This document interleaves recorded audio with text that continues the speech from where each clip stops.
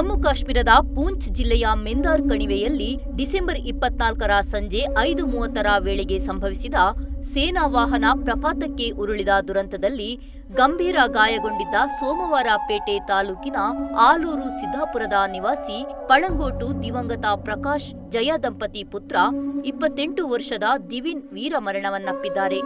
ಶ್ರೀನಗರ ಸೇನಾ ಆಸ್ಪತ್ರೆಯಲ್ಲಿ ಚಿಕಿತ್ಸೆಗೆ ದಾಖಲಾಗಿದ್ದ ದಿವಿನ್ ಸ್ಥಿತಿ ತೀರಾ ಚಿಂತಾಜನಕವಾಗಿದ್ದು, ಚಿಕಿತ್ಸೆ ಫಲಿಸದೆ ಆಸ್ಪತ್ರೆಯಲ್ಲಿ ಕೊನೆ ಉಸಿರೆಳೆದಿದ್ದಾರೆ. ಈ ಬಗ್ಗೆ ಭಾರತೀಯ ಸೇನೆ ಕುಟುಂಬಸ್ಥರಿಗೆ ಮಾಹಿತಿ ನೀಡಿದೆ.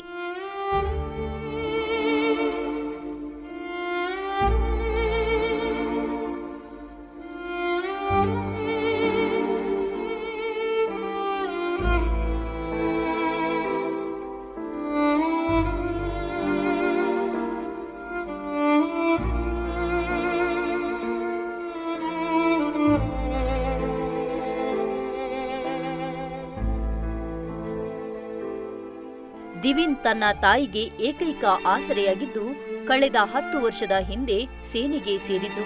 ಇತ್ತೀಚೆಗೆ ನಿಶ್ಚಿತಾರ್ಥ ಕೂಡ ನೆರವೇರಿದ್ದು, 2025ರ ಫೆಬ್ರವರಿಯಲ್ಲಿ ವಿವಾಹ ನಿಶ್ಚಯವಾಗಿತ್ತು.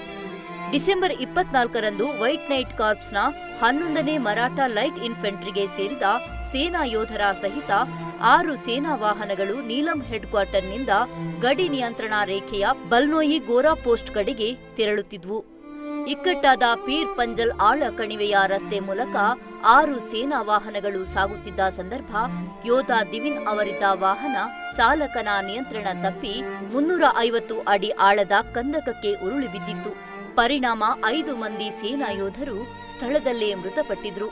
ಇನ್ನುಳಿದ ಯೋಧರು ಗಂಭೀರ ಗಾಯಗೊಂಡಿದ್ದು, ಅವರನ್ನು ಶ್ರೀನಗರದ ಸೇನಾ ಆಸ್ಪತ್ರೆಯ ಐಸಿಯು ಘಟಕಕ್ಕೆ ದಾಖಲಿಸಲಾಗಿತ್ತು.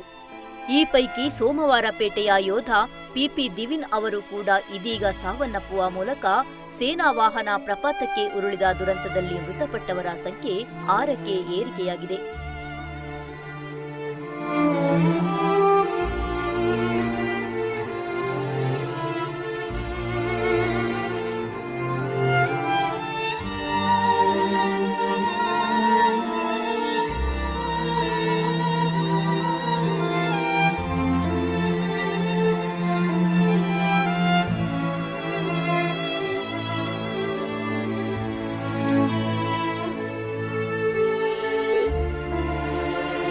TV1 news Madikeri.